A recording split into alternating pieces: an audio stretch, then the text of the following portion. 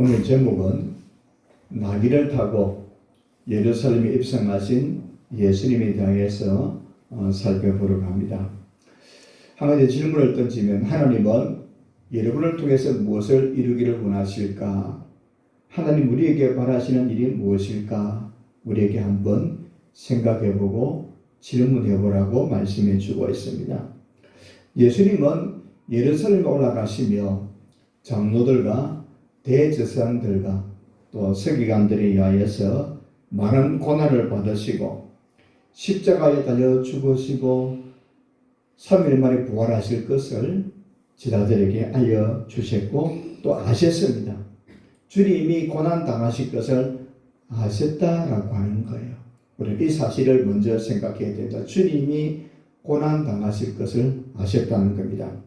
이제 때가 되어서 이르렀을 때에 예수님께서 제자들에게 그 고난에 대해서 말씀하시는데 그때가 언제인고 하며 베드로가 주는 그리스도시요 살아계신 하나님의 아들이라는 이런 신앙 고백을 했을 때 그 이후에 주님이 이렇게 말씀합니다. 마태복음 10장 21절에 보니까 이때로부터 베드로가 신앙 고백을 한 이후부터 이때로부터 예수 그리스도께서 제가 예루살렘에 올라가서 장로들과 대제사장들과 서기관들에게 많은 고난을 받고 죽임을 당하고 제3일에 살아나야 할 것을 제자들에게 비로소 나타내시니 이 말씀은 처음으로 말씀하셨다는 것. 비로소 나타내시니 이때로부터 베드로가 신앙 고백을 하고 베드로가 믿음에 대한 확신을 가지고 난 이후에 베드로로 말미암아 모든 제자들이 예수님이 그리스도시고 살아계신 하나님의 아들이라 이런 신앙 고백을 들으신 이후에 주님이 고난에 대해서 비로소 처음으로 말씀하셨더라고 말씀하고 있습니다. 그리고 주님은 이 이후에 이제는 예루살렘으로 향하게 되었습니다. 예수님께서 예루살렘 올라가시면서 제자들에게 이렇게 당부하고 있습니다. 마태복음 10장 24절에 보니까 누구든지 나를 따라오려거든 자기를 부인하고 자기 십자가를 지고 나를 따를 것이니라. 예수님께서 예루살렘으로 올라가시면서 제자들에게 당부하신 말씀입니다. 누구든지 나를 따라오려거든 누구든지 주님을 따를 수 있는데 누구든지 나를 따라오려거든 자기 십자가를 지고 자기를 부인하고 나를 따를 것이니라고 당부의 말씀을 주시는 거예요. 이제 예수님의 행렬이 드디어 예루살렘 가까이 감난산 벳바기에 이르게 되었습니다. 아마 예수님께 예리고를 거쳐서 베다니를 거쳐서 예루살렘 올라가시는데 이 예루살렘을 지나가기 위해서는 반드시 벳바기라고 하는 감난산, 올리브 나무가 많이 있는 감난산입니다. 높은 산은 아니지만 그 감난산 주변에는 많은 동네가 있는데 벳바기라고 하는 마을을 건너가게 되었습니다. 나지막한 산에 베다니라는 마을이 있고 베다니라는 동네가 있고 예루살렘이 있습니다. 이 벳바기라는 동네를 거쳐가게 되었습니다. 예수님께서 벳바기라는 동네에 이르렀을 때 두 제자를 불러서 이렇게 말씀합니다. 맞은편 마을을 보내시면서 이렇게 말씀합니다. 그 동네에 가면 나귀와 나귀 새끼가 매여 있을 것인데 그걸 풀어오라고 말씀하시는 거예요. 마태복음 21장 2절에 보니까 이르시되 너희는 맞은편 마을로 가라. 그리하면 매인 나귀와 나귀 새끼가 함께 있는 것을 보리니 풀어 내게로 끌고 오라고 말씀합니다. 그러면서 만약 누군가가 왜 남의 나귀를 풀어 가느냐라고 묻거든 주가 스스로 봐라. 그리하면 허락할 것이라고 말씀합니다. 제자 두 사람이 맞은편 마을로 가서 마을 입구에 가니까 나귀와 나귀 새끼가 매여 있는 것을 보았습니다. 그리고 예수님의 말씀대로 그 나귀와 나귀 새끼를 끌고 예수님께로 왔습니다. 그리고는 자기들의 겉옷을 나귀 위에 안장 삼아 올리고 또 예수님이 그 나귀에 타시고 예루살렘으로 들어가게 되는 것을 보여주고 있습니다. 저 사진은 주일학교 아이들에게 보여주는 사진인데 그림인데 예수님께서 나귀 새끼를 타고 예루살렘에 들어가는 장면 그리고 그 주변의 사람들이 호산나 찬송하는 그림이기도 합니다. 마태는 이 장면을 이렇게 설명을 하고 있어요. 스가랴 9장 9절에 보니까 시온의 딸에게 이르기를 내 왕이 내게 임하나니 그런 gem순의 낙이 곧 멍에 매는 짐승의 새끼를 타도다 하라. 마태는 이 예수님께서 나귀를 타고 예루살렘에 올라가시는 장면을 두고 스가랴 9장 9절에 있는 말씀의 예언의 성취다 하라고 하는 거예요. 하나님께서 하신 말씀이, 구약에 기록한 말씀이 그대로 이루어지는 장면이다라고 말씀하시는 거예요. 그러면 예수님은 성경에 예언된 대로 오신 구세주고 메시아라는 사실을 마태는 다시 한번 우리에게 확고하게 확신 있게 가르쳐 주고 있음을 보게 되었습니다.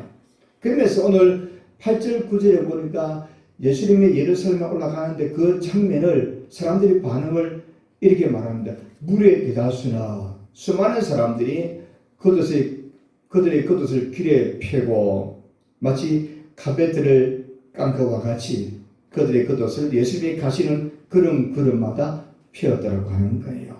또 어떤 사람은 나무 가지를 베어서 종려나무 가지를 베어서 길에 펴기도 하고 앞에서 가고 뒤에서 따르는 사람들이 소리를 높여서 호산나 다윗의 자손이여 찬송하더라고 하는 거예요. 호산나 외치면서 사람들이 예수님을 예루살렘에 들어가는 그때 반응을 보여주고 있습니다.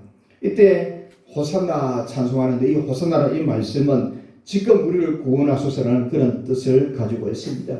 예수님이 구세주이기 때문에 우리를 구원해 주소서. 아마 이 호산나 이 말씀 속에는 억압받고 있는 유대인들이 로마로부터 구원해 달라고 하는 외침일 수도 있고 어쩌면 구세주이기 때문에 죄에서 우리를 구원해 달라는 외침일 수도 있다라고 하는 겁니다. 이렇게 예수님은 나귀를 타고 예루살렘에 입성하셨습니다. 그날을 두고 종려주일이다라고 부르는 거예요. 그리고 예수님께서 이 종려주일을 우리가 기독의 역사 가운데 이제는 절기로 지키는 거예요. 종려주일. 이 종려주일을 절기로 지킨다는 것은 어떤 큰 의미가 있을 거라고 하는 거예요. 중요한 의미가 있기에 절기로 지키면서 잊지 말라고 말씀하는 거예요. 절기를 지킨다는 걸 잊지 말라는 거죠. 우리가 설, 추석을 지키는 것은 무엇입니까? 설과 추석이 되면 조상들의 은혜를 잊지 말라. 부모의 은혜를 잊지 말라는 그런 의미가 있잖아요. 성경에 예수님께서 나귀를 타고 예루살렘에 올라가신 이 날을 절기로 지키면서 그 은혜를 잊지 말라고 하는 거예요. 그 의미가 무엇인지를 세 가지를 생각해 보려고 합니다. 첫 번째로 예수님이 나귀의 새끼를 타고 예루살렘에 입성한 이 종려주일 첫 번째 이유는 예수님은 희생제물이 되시려고 예루살렘에 들어가셨다고 하는 거예요. 희생의 제물이 되려고 예루살렘에 올라가셨습니다. 예수님이 예루살렘에 올라간 이 예루살렘은 어떤 땅인가라고 하는 거예요. 그 예루살렘 어떤 장소이기에 예수님께서 그 예루살렘에 가셔야만 하는가? 이 예루살렘을 아브라함 때는 모리아 땅이라 이렇게 불렀어요.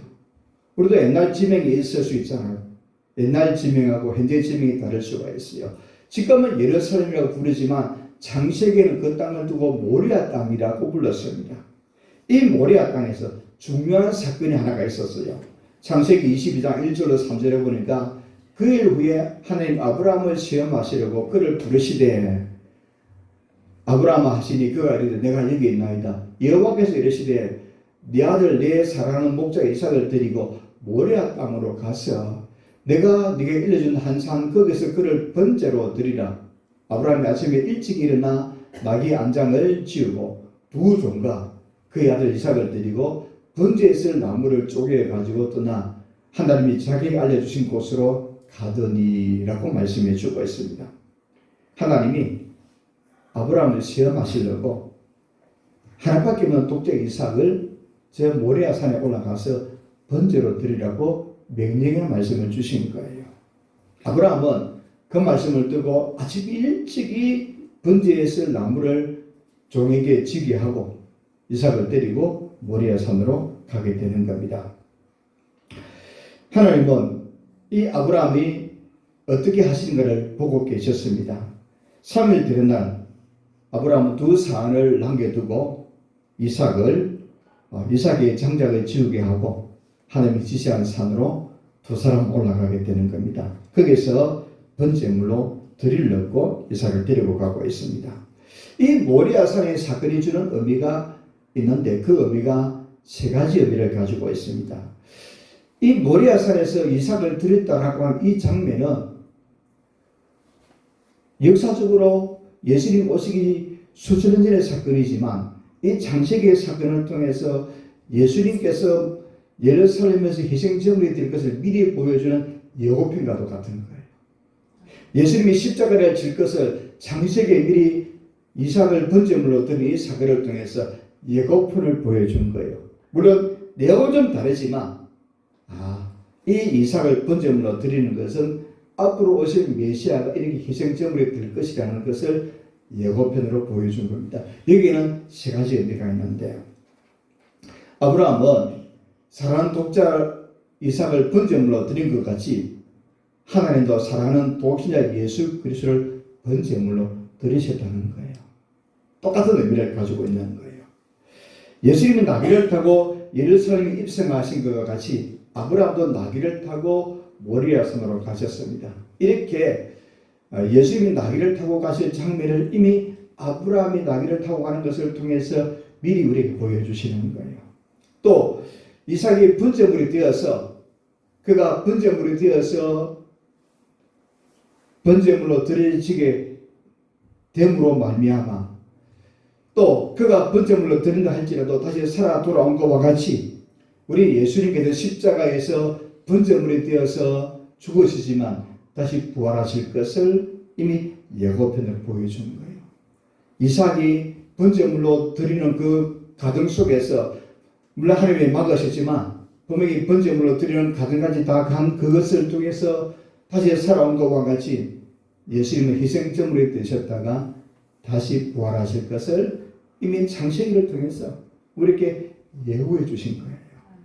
그러므로 예수님이 예루살렘에 입성하신 것은 이삭이 번제물이 된 것과 같이 예수님께서도 예루살렘에 입성하기 위해서 올라가신 거예요. 이것은 전적으로 하나님 아버지의 뜻을 이루기 위하여서 간 거예요.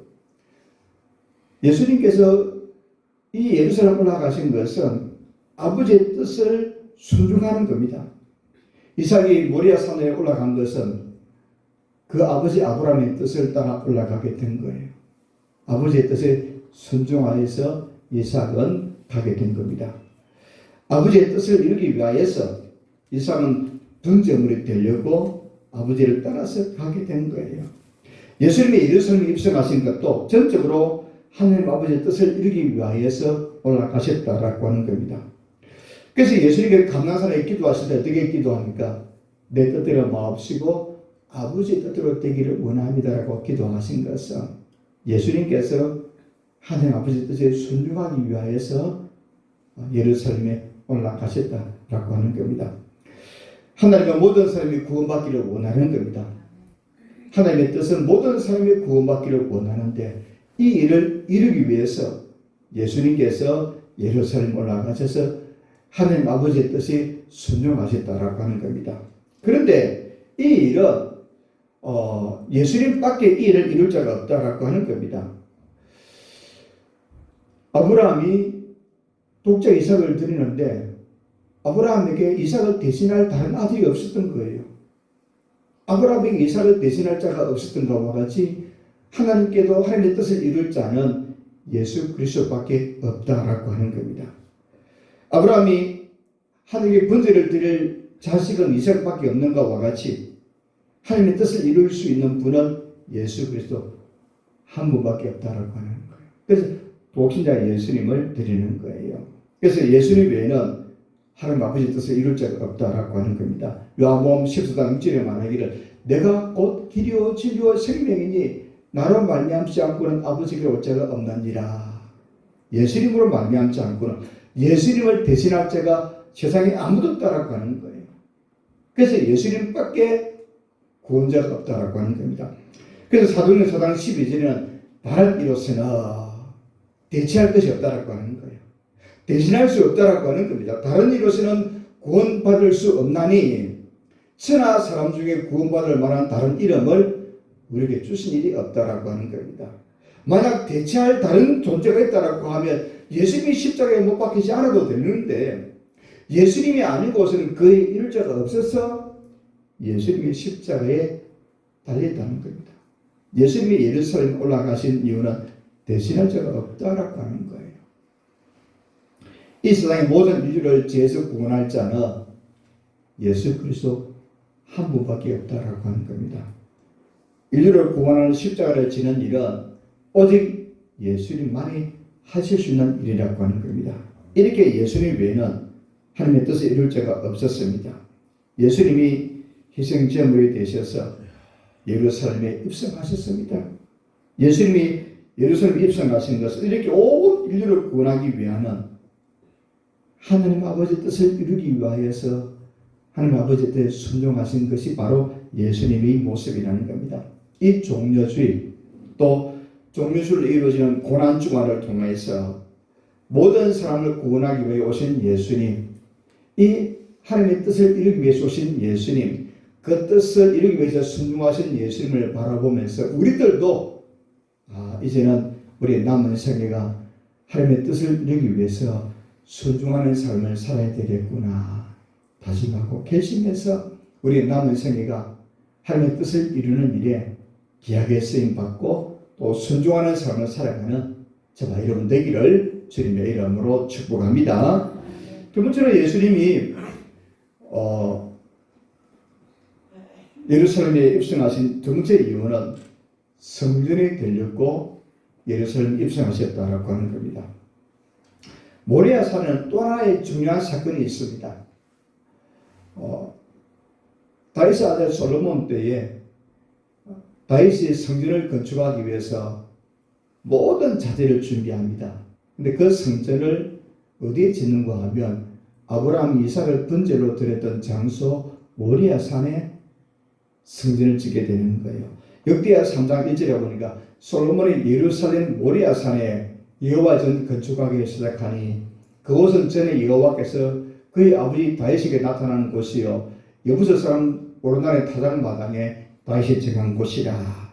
여기 보니까 예루살렘 모리아산, 이 모리아산은 역시 창세기에 나오는 그 모리아 땅과 또 솔로몬이 성전을 지었던 장소와 같은 장소임을 보게 되었습니다.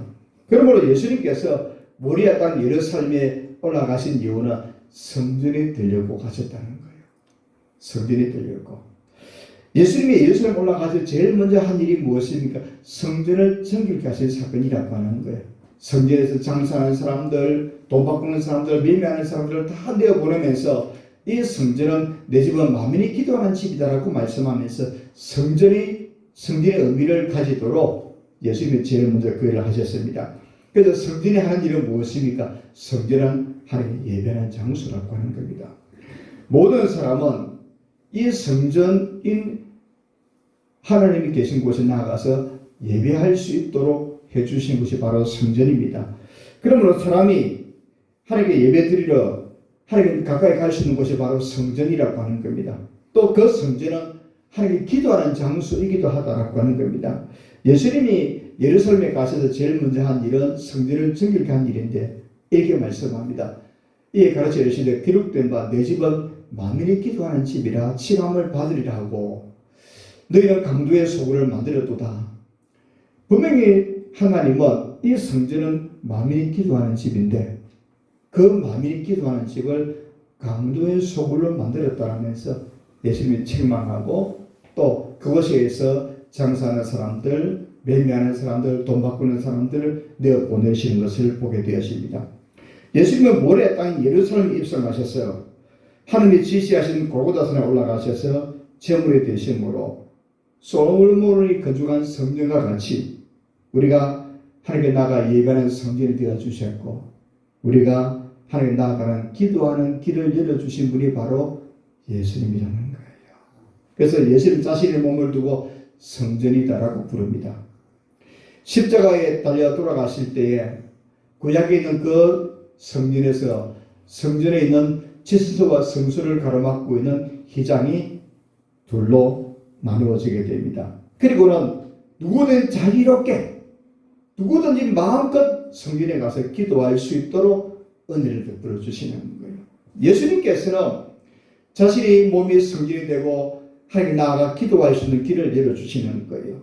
이 종료주일과 고난주간 이어지는 이 기간에 우리는 예수님의 은혜를 생각하면서 누구든지 예수님 앞에 나와서 하나님 나와서 예배할 수 있는 길을 열어주셨습니다. 누구든지 예수 믿으면 하나님께 예배하는 길을 열어주셨고 또 기도하는 길을 열어주셨습니다. 예수님의 이름으로 기도하면 하나님이 들으시겠다라고 하셨어요. 예배의 길, 기도의 길을 열어주셨습니다. 그러므로 우리 모두 이 은혜를 기억하면서 예배하는 일에, 기도하는 일에 또 힘쓰는 우리의 삶이 되어질 수 있기를 주님의 이름으로 축복합니다.